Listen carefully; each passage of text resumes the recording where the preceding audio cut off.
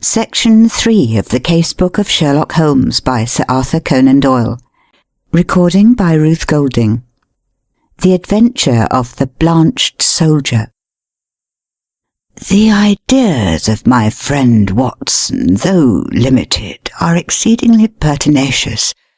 For a long time he has worried me to write an experience of my own. Perhaps I have rather invited this persecution, since I have often had occasion to point out to him how superficial are his own accounts, and to accuse him of pandering to popular taste, instead of confining himself rigidly to facts and figures.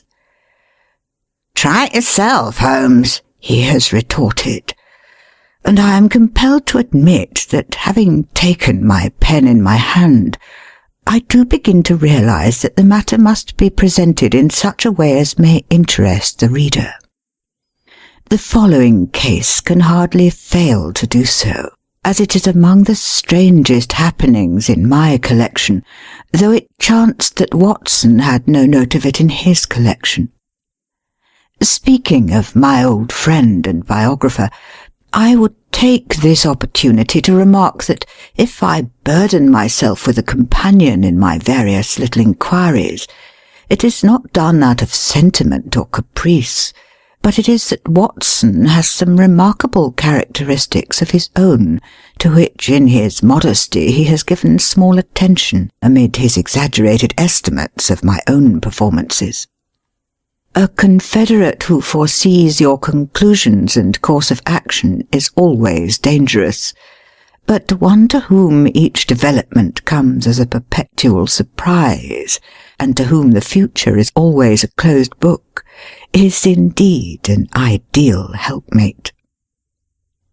I find from my notebook that it was in January 1903, just after the conclusion of the Boer War, that I had my visit from Mr. James M. Dodd, a big, fresh, sunburned, upstanding Briton. The good Watson had at that time deserted me for a wife, the only selfish action which I can recall in our association. I was alone. It is my habit to sit with my back to the window and to place my visitors in the opposite chair, where the light falls full upon them.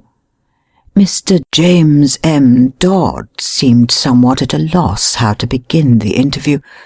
I did not attempt to help him, for his silence gave me more time for observation. I have found it wise to impress clients with a sense of power, and so I gave him some of my conclusions. "From South Africa, sir, I perceive." "Yes, sir," he answered with some surprise. "Imperial Yeomanry, I fancy." "Exactly." "Middlesex Corps, no doubt."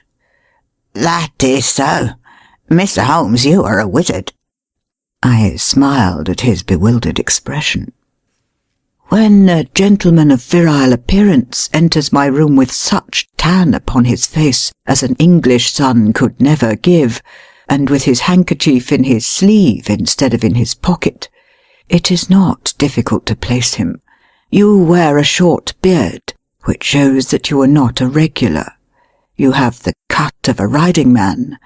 As to Middlesex, your card has already shown me that you are a stockbroker from Throgmorton Street. What other regiment would you join?" "You see everything." "I see no more than you, but I have trained myself to notice what I see. However, Mr. Dodd, it was not to discuss the science of observation that you called upon me this morning. What has been happening at Tuxbury Old Park?" "Mr. Holmes!" "My dear sir, there is no mystery. Your letter came with that heading, and as you fixed this appointment in very pressing terms, it was clear that something sudden and important had occurred." "Yes, indeed. But the letter was written in the afternoon, and a good deal has happened since then. If Colonel Emsworth had not kicked me out—" "Kicked you out?" "Well, that was what it amounted to. He is a hard nail, is Colonel Emsworth. the greatest martinet in the army in his day, and it was a day of rough language, too.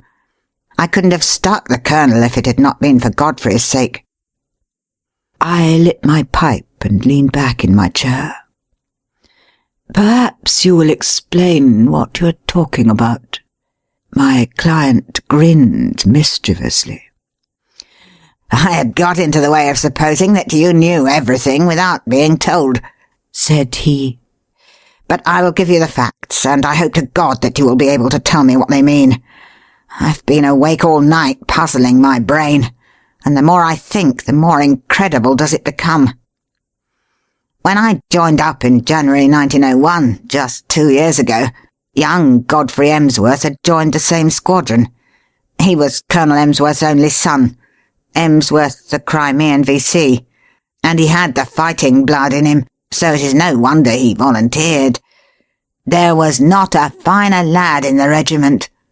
We formed a friendship, the sort of friendship which can only be made when one lives the same life and shares the same joys and sorrows. He was my mate, and that means a good deal in the army. We took the rough and the smooth together for a year of hard fighting. Then he was hit with a bullet from an elephant gun in the action near Diamond Hill outside Pretoria. I got one letter from the hospital at Cape Town, and one from Southampton. Since then, not a word. Not one word, Mr. Holmes, for 6 months and more.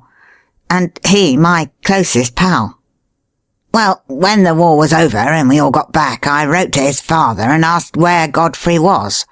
No answer. I waited a bit, and then I wrote again. This time I had a reply, short and gruff. Godfrey had gone on a voyage round the world, and it was not likely that he would be back for a year. That was all. I wasn't satisfied, Mr. Holmes. The whole thing seemed to me so damned unnatural. He was a good lad, and he would not drop a pal like that. It was not like him. Then again, I happened to know that he was heir to a lot of money, and also that his father and he did not always hit it off too well. The old man was sometimes a bully, and young Godfrey had too much spirit to stand it. No, I wasn't satisfied, and I determined that I would get to the root of the matter. It happened, however, that my own affairs needed a lot of straightening out after 2 years' absence, and so it is only this week that I have been able to take up Godfrey's case again. But since I have taken it up, I mean to drop everything in order to see it through."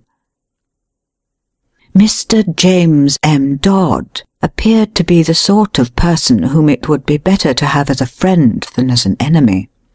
His blue eyes were stern, and his square jaw had set hard as he spoke. "Well, what have you done?" I asked. "My first move was to get down to his home, Tuxbury Old Park, near Bedford, and to see for myself how the ground lay. I wrote to the mother, therefore. I had had quite enough of the curmudgeon of a father, and I made a clean frontal attack. Godfrey was my chum. I had a great deal of interest which I might tell her of our common experiences. I should be in the neighbourhood. Would there be any objection, etc. In reply, I had quite an amiable answer from her, and an offer to put me up for the night. That was what took me down on Monday. Tuxbury Old Hall is inaccessible, 5 miles from anywhere. There was no trap at the station, so I had to walk, carrying my suitcase, and it was nearly dark before I arrived. It is a great wandering house, standing in a considerable park. I should judge it was of all sorts of ages and styles, starting on a half-timbered Elizabethan foundation and ending in a Victorian portico. Inside it was all panelling and tapestry and half-effaced old pictures, a house of shadows and mystery. There was a butler, old Ralph, who seemed about the same age as the house, and there was his wife, who might have been older. She had been Godfrey's nurse, and I had heard him speak of her as second only to his mother in his affections, so I was drawn to her in spite of her queer appearance. The mother I liked also, a gentle little white mouse of a woman. It was only the Colonel himself whom I barred. We had a bit of a barney right away, and I should have walked back to the station if I had not felt that it might be playing his game for me to do so. I was shown straight into his study, and there I found him, a huge bow-backed man with a smoky skin and a straggling grey beard, seated behind his littered desk. A red-veined nose jutted out like a vulture's beak, and two fierce grey eyes glared at me from under tufted brows. I could understand now why Godfrey seldom spoke of his father. "Well, sir," said he in a rasping voice, "I should be interested to know the real reasons for this visit." I answered that I had explained them in my letter to his wife. Yes, you said that you had known Godfrey in Africa. We have, of course, only your word for that." "I have his letters to me in my pocket." "Kindly let me see them." He glanced at the two which I handed him, and then he tossed them back. "Well, what then?" he asked. "I was fond of your son Godfrey, sir. Many ties and memories united us. Is it not natural that I should wonder at his sudden silence, and should wish to know what has become of him?" "I have some recollection, sir, that I had already corresponded with you and had told you what had become of him. He has gone upon a voyage round the world. His health was in a poor way after his African experiences, and both his mother and I were of opinion that complete rest and change were needed.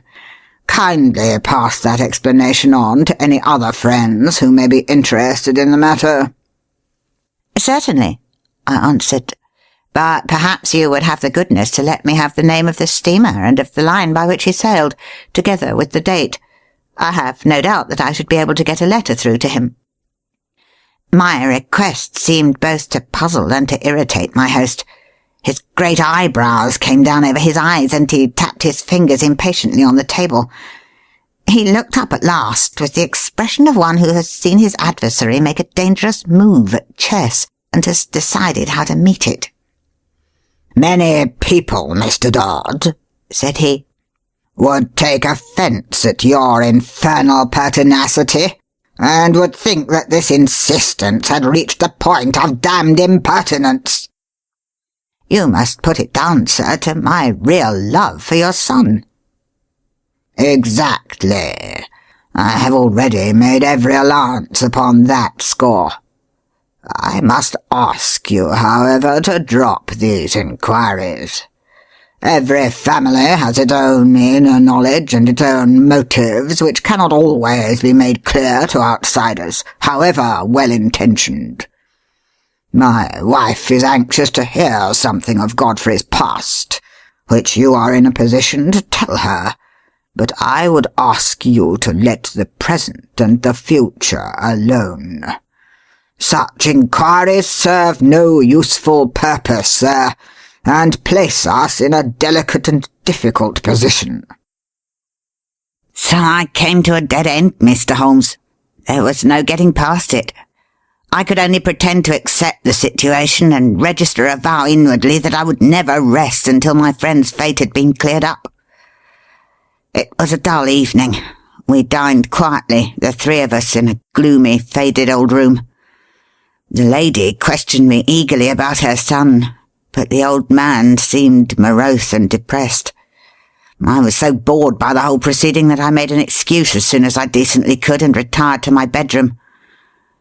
It was a large bare room on the ground floor, as gloomy as the rest of the house, but after a year of sleeping upon the veldt, Mr. Holmes, one is not too particular about one's quarters. I opened the curtains and looked out into the garden, remarking that it was a fine night with a bright half-moon. Then I sat down by the roaring fire with the lamp on a table beside me, and endeavoured to distract my mind with a novel. I was interrupted, however, by Ralph, the old butler, who came in with a fresh supply of coals. "I thought you might run short in the night time, sir. It is bitter weather, and these rooms are cold."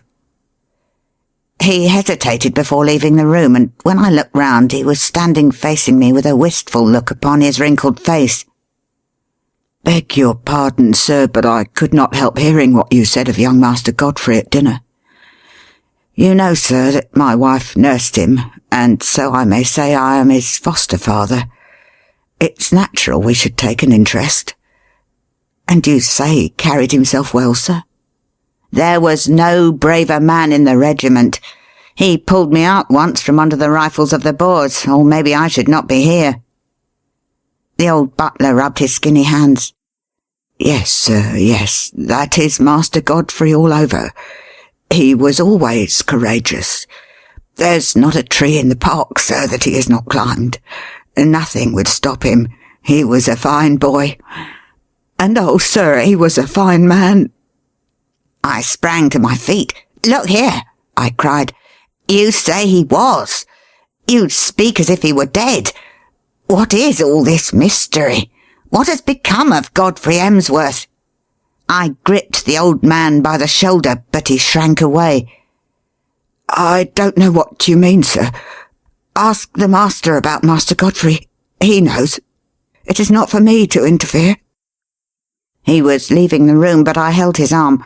"Listen," I said. "You are going to answer one question before you leave if I have to hold you all night. Is Godfrey dead?" He could not face my eyes. He was like a man hypnotized. The answer was dragged from his lips. It was a terrible and unexpected one. "I wish to God he was!" he cried, and tearing himself free, he dashed from the room. You will think, Mr. Holmes, that I returned to my chair in no very happy state of mind. The old man's words seemed to me to bear only one interpretation. Clearly my poor friend had become involved in some criminal, or at the least disreputable transaction, which touched the family honour. The stern old man had sent his son away and hidden him from the world, lest some scandal should come to light. Godfrey was a reckless fellow. He was easily influenced by those around him. No doubt he had fallen into bad hands and been misled to his ruin. It was a piteous business, if it was indeed so. But even now it was my duty to hunt him out and see if I could aid him. I was anxiously pondering the matter when I looked up, and there was Godfrey Emsworth standing before me. My client had paused as one in deep emotion. "Pray continue," I said. "Your problem presents some very unusual features." "He was outside the window, Mr. Holmes, with his face pressed against the glass. I have told you that I looked out at the night. When I did so, I left the curtains partly open. His figure was framed in this gap. The window came down to the ground, and I could see the whole length of it, but it was his face which held my gaze. He was deadly pale. Never have I seen a man so white. I reckon ghosts may look like that, but his eyes met mine, and they were the eyes of a living man. He sprang back when he saw that I was looking at him, and he vanished into the darkness. There was something shocking about the man, Mr. Holmes. It wasn't merely that ghastly face glimmering as white as cheese in the darkness. It was more subtle than that. Something slinking, something furtive, something guilty, something very unlike the frank, manly lad that I had known. It left a feeling of horror in my mind. But when a man has been soldiering for a year or two with Brother Boer as a playmate, he keeps his nerve and acts quickly. Godfrey had hardly vanished before I was at the window. There was an awkward catch, and I was some little time before I could throw it up. Then I nipped through and ran down the garden path in the direction that I thought he might have taken. It was a long path, and the light was not very good, but it seemed to me something was moving ahead of me. I ran on and called his name, but it was no use. When I got to the end of the path, there were several others branching in different directions to various outhouses. I stood hesitating, and as I did so I heard distinctly the sound of a closing door. It was not behind me in the house, but ahead of me, somewhere in the darkness. That was enough, Mr. Holmes, to assure me that what I had seen was not a vision. Godfrey had run away from me, and he had shut a door behind him. Of that I was certain. There was nothing more I could do. and I spent an uneasy night turning the matter over in my mind and trying to find some theory which would cover the facts. Next day I found the Colonel rather more conciliatory, and as his wife remarked that there were some places of interest in the neighbourhood, it gave me an opening to ask whether my presence for one more night would incommode them. A somewhat grudging acquiescence from the old man gave me a clear day in which to make my observations. I was already perfectly convinced that Godfrey was in hiding somewhere near, but where and why remained to be solved. The house was so large and so rambling that a regiment might be hid away in it and no one the wiser. If the secret lay there, it was difficult for me to penetrate it. But the door which I had heard close was certainly not in the house. I must explore the garden and see what I could find. There was no difficulty in the way, for the old people were busy in their own fashion and left me to my own devices. There were several small outhouses, but at the end of the garden there was a detached building of some size, large enough for a gardener's or a gamekeeper's residence. Could this be the place whence the sound of that shutting door had come? I approached it in a careless fashion, as though I were strolling aimlessly round the grounds. As I did so, a small, brisk, bearded man in a black coat and bowler hat, not at all the gardener type, came out of the door.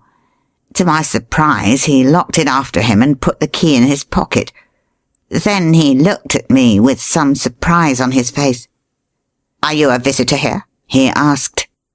I explained that I was, and that I was a friend of Godfrey's. "What a pity that he should be away on his travels, for he would have so liked to see me," I continued. "Quite so. Exactly," said he, with a rather guilty air.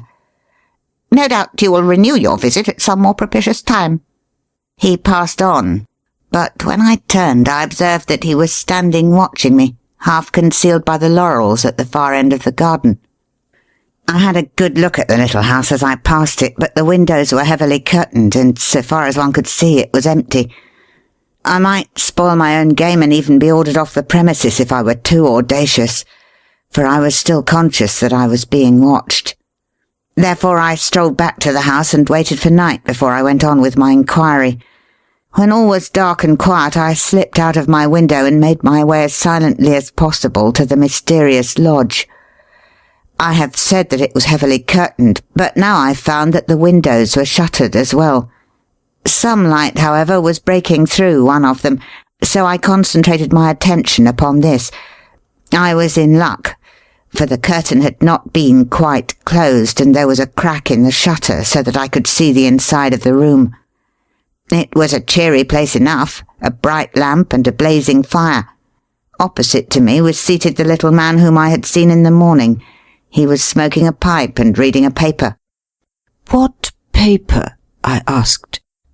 My client seemed annoyed at the interruption of his narrative. "Can it matter?" he asked. "It is most essential." "I really took no notice." "Possibly you observed whether it was a broad-leafed paper, or of that smaller type which one associates with weeklies?" "Now that you mention it, it was not large. It might have been the Spectator. However, I had little thought to spare upon such details, for a second man was seated with his back to the window, and I could swear that this second man was Godfrey. I could not see his face, but I knew the familiar slope of his shoulders.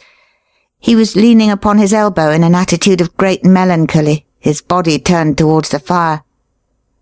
I was hesitating as to what I should do, when there was a sharp tap on my shoulder, and there was Colonel Emsworth beside me. "This way, sir," said he in a low voice. He walked in silence to the house, and I followed him into my own bedroom. He had picked up a timetable in the hall. "There is a train to London at 8:30, said he. "The trap will be at the door at 8. He was white with rage, and indeed I felt myself in so difficult a position that I could only stammer out a few incoherent apologies, in which I tried to excuse myself by urging my anxiety for my friend. "The matter will not bear discussion," said he abruptly. "You have made a most damnable intrusion into the privacy of our family. You were here as a guest, and you have become a spy. I have nothing more to say, sir, save that I have no wish ever to see you again." At this I lost my temper, Mr. Holmes, and I spoke with some warmth. "I have seen your son, and I am convinced that for some reason of your own you are concealing him from the world. I have no idea what your motives are in cutting him off in this fashion, but I am sure that he is no longer a free agent. I warn you, Colonel Emsworth, that until I am assured as to the safety and well-being of my friend, I shall never desist in my efforts to get to the bottom of the mystery, and I shall certainly not allow myself to be intimidated by anything which you may say or do." The old fellow looked diabolical, and I really thought he was about to attack me. I have said that he was a gaunt, fierce old giant, and though I am no weakling, I might have been hard put to it to hold my own against him. However, after a long glare of rage, he turned upon his heel and walked out of the room. For my part, I took the appointed train in the morning, with the full intention of coming straight to you and asking for your advice and assistance at the appointment for which I had already written. Such was the problem which my visitor laid before me. It presented, as the astute reader will have already perceived, few difficulties in its solution, for a very limited choice of alternatives must get to the root of the matter. Still, elementary as it was, there were points of interest and novelty about it, which may excuse my placing it upon record. I now proceeded, using my familiar method of logical analysis, to narrow down the possible solutions. "The servants," I asked. "How many were in the house?" To the best of my belief, there were only the old butler and his wife. They seemed to live in the simplest fashion." "There was no servant, then, in the detached house?" "None, unless the little man with the beard acted as such. He seemed, however, to be quite a superior person." "That seems very suggestive. Had you any indication that food was conveyed from the one house to the other?" "Now that you mention it, I did see old Ralph carrying a basket down the garden walk and going in the direction of this house. The idea of food did not occur to me at the moment." "Did you make any local inquiries?" "Yes, I did. I spoke to the station master and also to the innkeeper in the village. I simply asked if they knew anything of my old comrade, Godfrey Emsworth. Both of them assured me that he had gone for a voyage round the world. He had come home and then had almost at once started off again. The story was evidently universally accepted." "You said nothing of your suspicions?" "Nothing." "That was very wise. The matter should certainly be inquired into. I will go back with you to Tuxbury Old Park." "Today?" It happened that at the moment I was clearing up the case which my friend Watson has described as that of the Abbey School, in which the Duke of Greyminster was so deeply involved. I had also a commission from the Sultan of Turkey which called for immediate action, as political consequences of the gravest kind might arise from its neglect. Therefore it was not until the beginning of the next week, as my diary records, that I was able to start forth on my mission to Bedfordshire in company with Mr. James M. Dodd. As we drove to Euston, we picked up a grave and taciturn gentleman of iron grey aspect, with whom I had made the necessary arrangements. "This is an old friend," said I to Dodd. "It is possible that his presence may be entirely unnecessary, and on the other hand it may be essential. It is not necessary at the present stage to go further into the matter." The narratives of Watson have accustomed the reader, no doubt, to the fact that I do not waste words or disclose my thoughts while a case is actually under consideration. Dodd seemed surprised, but nothing more was said, and the three of us continued our journey together. In the train I asked Dodd one more question, which I wished our companion to hear. "You say that you saw your friend's face quite clearly at the window, so clearly that you are sure of his identity?" "I have no doubt about it whatever. His nose was pressed against the glass. The lamplight shone full upon him." "It could not have been someone resembling him?" No, it was he." "But you say he was changed?" "Only in colour. His face was, how shall I describe it? It was a fish-belly whiteness. It was bleached." "Was it equally pale all over?" "I think not. It was his brow which I saw so clearly as it was pressed against the window." "Did you call to him?" "I was too startled and horrified for the moment. Then I pursued him, as I have told you, but without result." My case was practically complete, and there was only one small incident needed to round it off. When, after a considerable drive, we arrived at the strange old rambling house which my client had described, it was Ralph, the elderly butler, who opened the door. I had requisitioned the carriage for the day, and had asked my elderly friend to remain within it, unless we should summon him. Ralph, a little wrinkled old fellow, was in the conventional costume of black coat and pepper and salt trousers, with only one curious variant. He wore brown leather gloves, which at sight of us he instantly shuffled off, laying them down on the hall table as we passed in. I have, as my friend Watson may have remarked, an abnormally acute set of senses, and a faint but incisive scent was apparent. It seemed to centre on the hall table. I turned, placed my hat there, knocked it off, stooped to pick it up, and contrived to bring my nose within a foot of the gloves. Yes, it was undoubtedly from them that the curious tarry odour was oozing. I passed on into the study with my case complete. Alas, that I should have to show my hand so when I tell my own story. It was by concealing such links in the chain that Watson was enabled to produce his meretricious finales. Colonel Emsworth was not in his room, but he came quickly enough on receipt of Ralph's message. We heard his quick, heavy step in the passage. The door was flung open, and he rushed in with bristling beard and twisted features, as terrible an old man as ever I have seen. He held our cards in his hand, and he tore them up and stamped on the fragments. "Have I not told you, you infernal busybody, that you are warned off the premises? Never dare to show your damned face here again. If you enter again without my leave, I shall be within my rights if I use violence.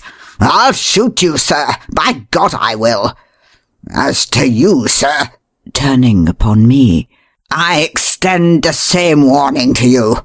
I am familiar with your ignoble profession, but you must take your reputed talents to some other field. There is no opening for them here."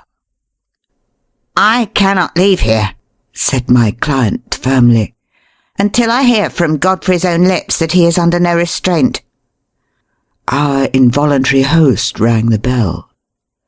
"Ralph," he said, "telephone down to the county police and ask the inspector to send up 2 constables. Tell him there are burglars in the house." "One moment," said I. "You must be aware, Mr. Dodd, that Colonel Emsworth is within his rights, and that we have no legal status within his house. on the other hand, he should recognize that your action is prompted entirely by solicitude for his son. I venture to hope that if I were allowed to have 5 minutes' conversation with Colonel Emsworth, I could certainly alter his view of the matter." "I'm not so easily altered," said the old soldier. "Ralph, do what I have told you. What the devil are you waiting for? Ring up the police." "Nothing of the sort," I said, putting my back to the door. "Any police interference would bring about the very catastrophe which you dread." I took out my notebook and scribbled one word upon a loose sheet. "That," said I as I handed it to Colonel Emsworth, "is what has brought us here." He stared at the writing with a face from which every expression save amazement had vanished. "How do you know?" he gasped, sitting down heavily in his chair. "It is my business to know things. That is my trade." He sat in deep thought, his gaunt hand tugging at his straggling beard. Then he made a gesture of resignation. "Well, if you wish to see Godfrey, you shall. It is no doing of mine, but you have forced my hand. Ralph, tell Mr. Godfrey and Mr. Kent that in 5 minutes we shall be with them." At the end of that time we passed down the garden path and found ourselves in front of the mystery house at the end. A small bearded man stood at the door with a look of considerable astonishment upon his face. "This is very sudden, Colonel Emsworth," said he. "This will disarrange all our plans." "I can't help it, Mr. Kent. Our hands have been forced. Can Mr. Godfrey see us?" "Yes, he is waiting inside." He turned and led us into a large, plainly furnished front room. A man was standing with his back to the fire, and at the sight of him my client sprang forward with outstretched hand. "Why, Godfrey, old man, this is fine." But the other waved him back. "Don't touch me, Jimmy. Keep your distance. Yes, you may well stare.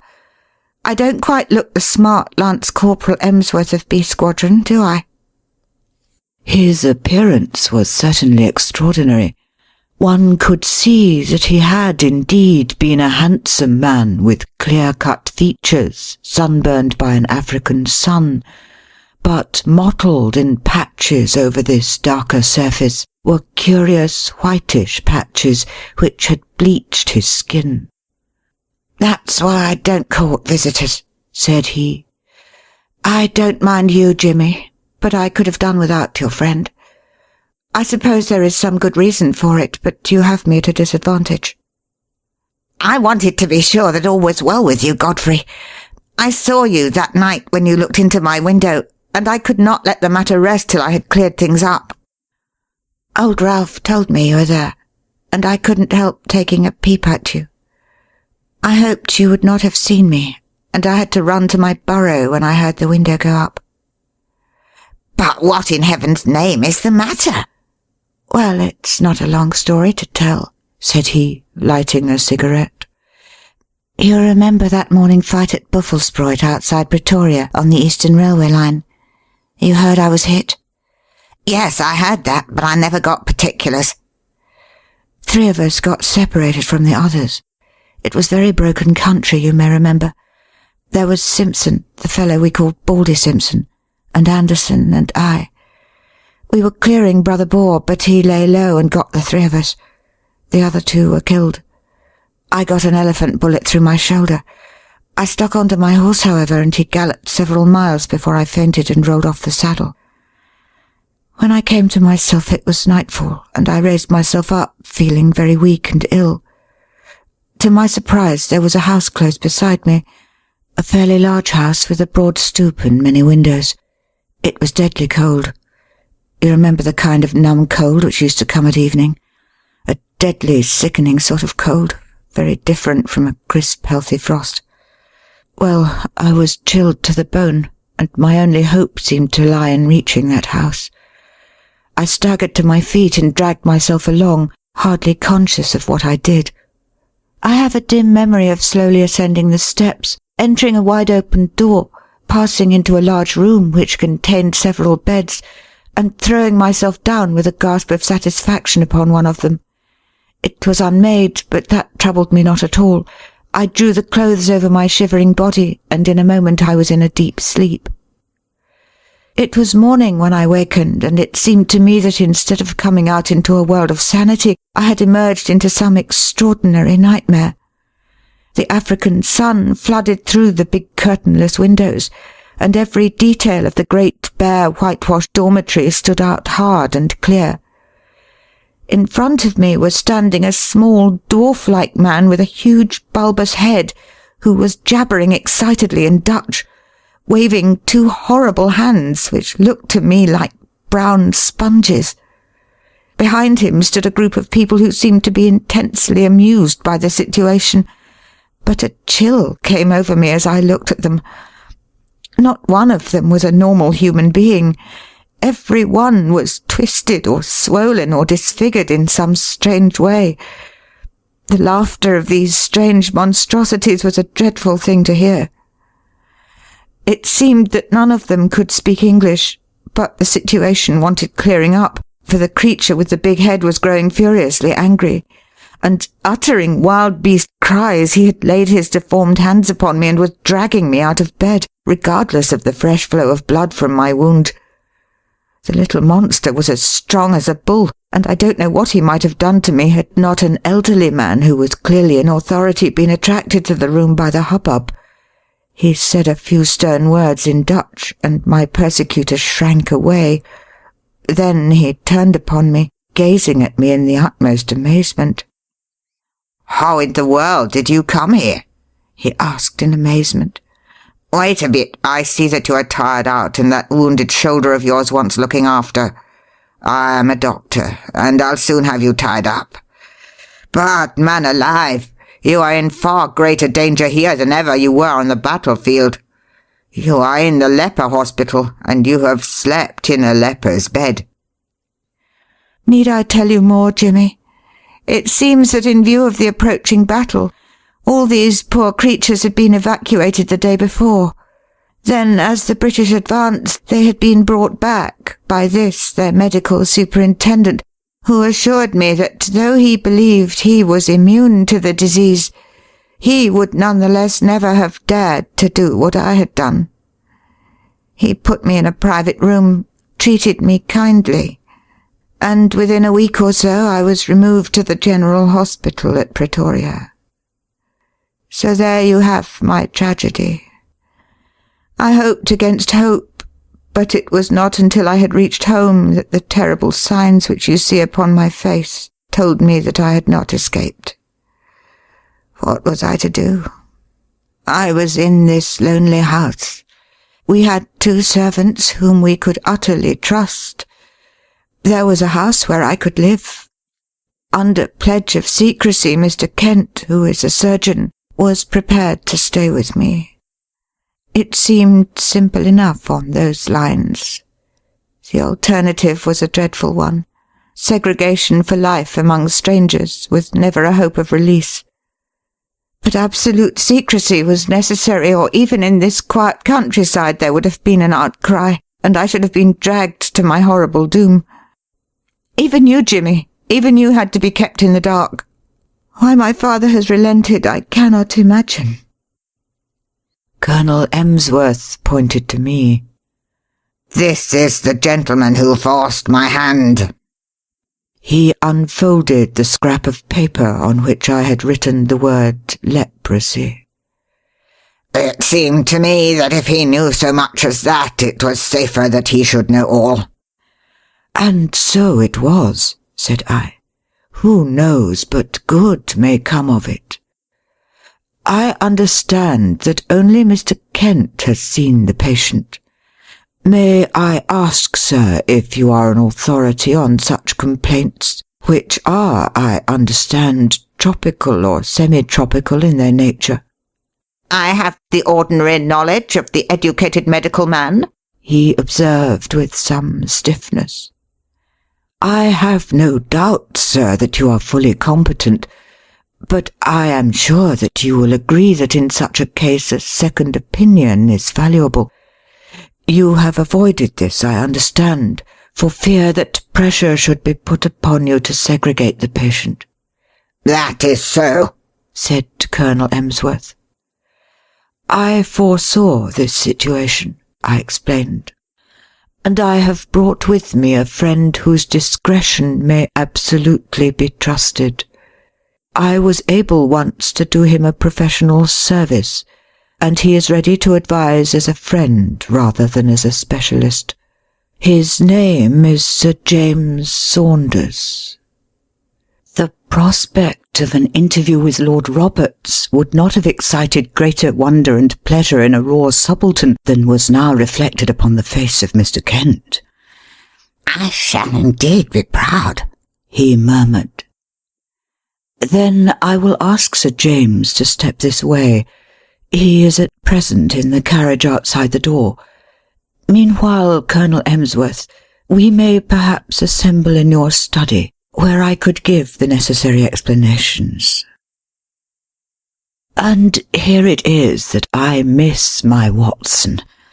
By cunning questions and ejaculations of wonder, he could elevate my simple art, which is but systematized common sense, into a prodigy.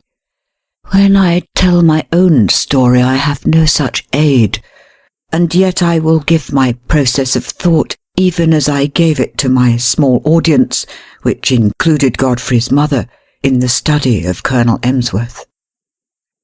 "That process," said I, "starts upon the supposition that when you have eliminated all which is impossible, then whatever remains, however improbable, must be the truth.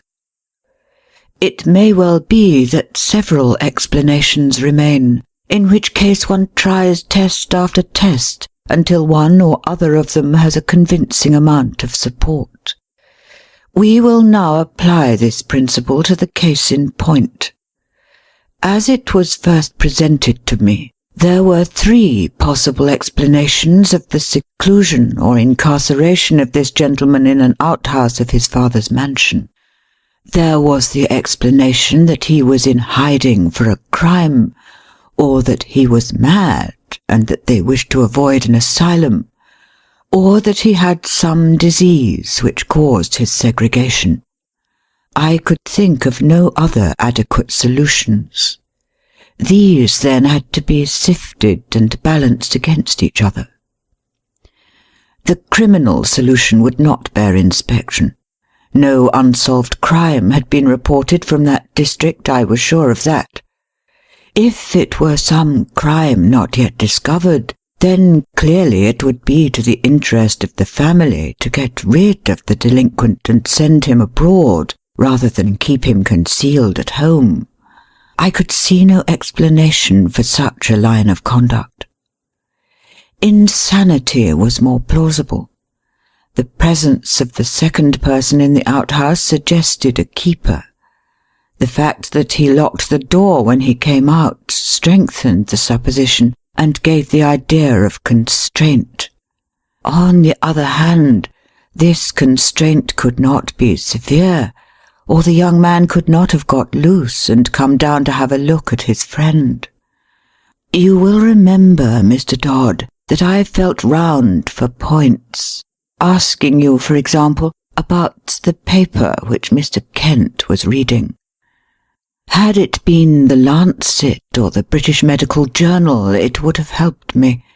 It is not illegal, however, to keep a lunatic upon private premises, so long as there is a qualified person in attendance, and that the authorities have been duly notified. Why, then, all this desperate desire for secrecy? Once again, I could not get the theory to fit the facts. There remained the third possibility, into which, rare and unlikely as it was, everything seemed to fit. Leprosy is not uncommon in South Africa. By some extraordinary chance, this youth might have contracted it. His people would be placed in a very dreadful position, since they would desire to save him from segregation. Great secrecy would be needed to prevent rumours from getting about, and subsequent interference by the authorities. A devoted medical man, if sufficiently paid, would easily be found to take charge of the sufferer. There would be no reason why the latter should not be allowed freedom after dark. Bleaching of the skin is a common result of the disease. The case was a strong one, so strong that I determined to act as if it were actually proved. When on arriving here I noticed that Ralph, who carries out the meals, had gloves which are impregnated with disinfectants, my last doubts were removed. A single word showed you, sir, that your secret was discovered, and if I wrote rather than said it, it was to prove to you that my discretion was to be trusted. I was finishing this little analysis of the case when the door was opened, and the austere figure of the great dermatologist was ushered in. But for once his sphinx-like features had relaxed, and there was a warm humanity in his eyes. He strode up to Colonel Emsworth and shook him by the hand. "It is often my lot to bring ill tidings, and seldom good," said he. "This occasion is the more welcome. It is not leprosy." "What?"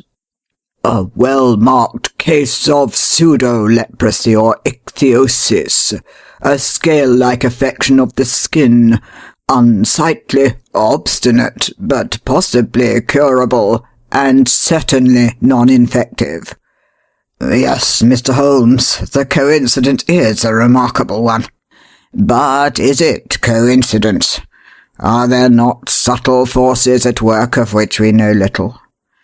Are we assured that the apprehension from which this young man has no doubt suffered terribly since his exposure to its contagion may not produce a physical effect which simulates that which it fears?